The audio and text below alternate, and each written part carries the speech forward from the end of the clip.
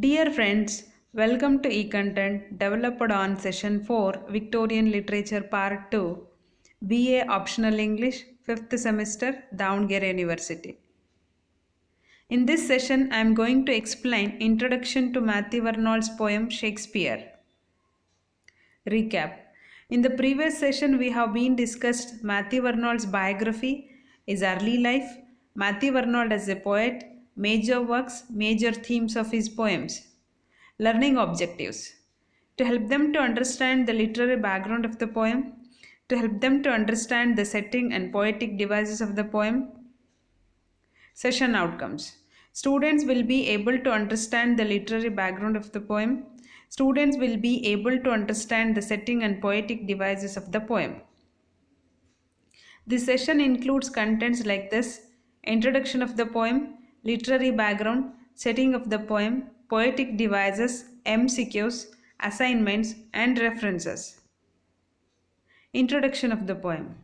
This poem was published in 1849. The poem is a great tribute to the outstanding genius of the great poet Shakespeare. This poem is one of Arnold's most frequently anthologized poems. Arnold expresses great reverence for Shakespeare. The poem deals with the Shakespeare literary greatness. Literary background. Shakespeare is Arnold's one of the most read and favored sonnet. William Shakespeare, a major literary figure and the greatest dramatist in the world of English literature, had already established himself as a critic's favorite poet. Matthew Arnold, being impressed by Shakespeare's artistic abilities, wrote this famous sonnet in his honor.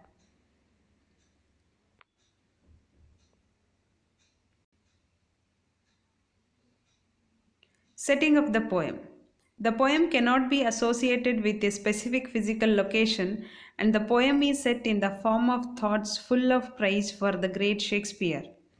The poem is composed in the form of a sonnet, neither Petrarchian nor Shakespearean sonnet. Though the poem does not follow the regular rhyme scheme and is definitely not composed similar to Shakespeare's sonnet, the irregular rhyme gives the poem the setting of a natural speech. Poetic devices.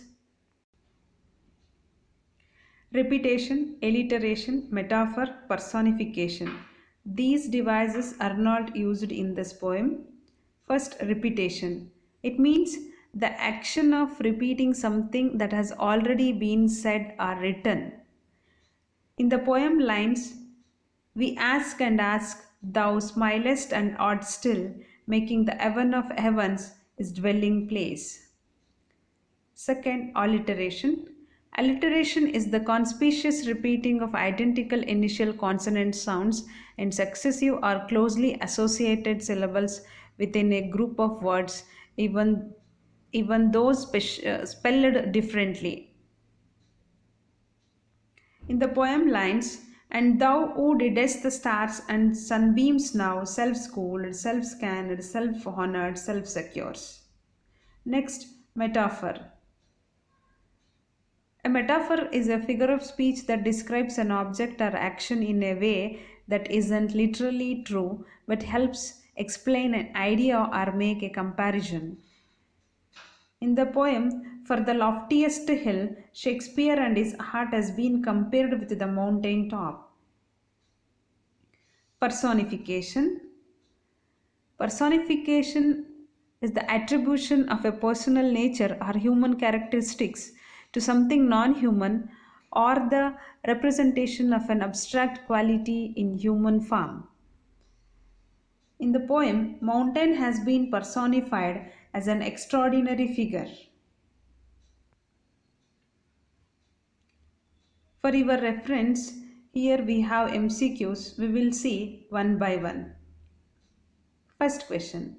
Matthew Arnold's poem Shakespeare was published in dash.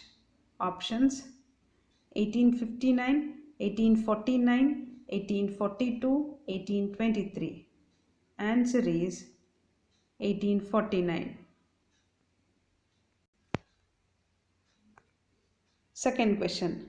Arnold's Shakespeare poem is a great tribute of dash. Options: Dickens, Corley, Tennyson, Shakespeare. Answer is Shakespeare. Third question. The poem Shakespeare set in the form of dash. Options: in the form of thoughts full of praise for the great Shakespeare. Specific physical location: in the Grassland Theatre. Answer is in the form of thoughts full of praise for the great Shakespeare. Fourth question. Arnold Shakespeare poem is a dash. Options: dramatic monologue, lyric, ode, sonnet. Answer: sonnet. Fifth question. Which of the following is not the poetic device of the poem? Options: repetition, alliteration, metaphor, simile. Answer is simile. Assignments. Please attend these questions.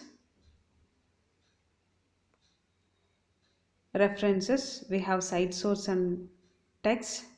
Shrimpton, Nicholas, Matthew Vernold, Everyman's Poetry, University of Oxford, 2009. Roy Oren, An Outline History of English Literature and English People, Roy Publishers and Distributors, Nagpur, 2001. Thank you.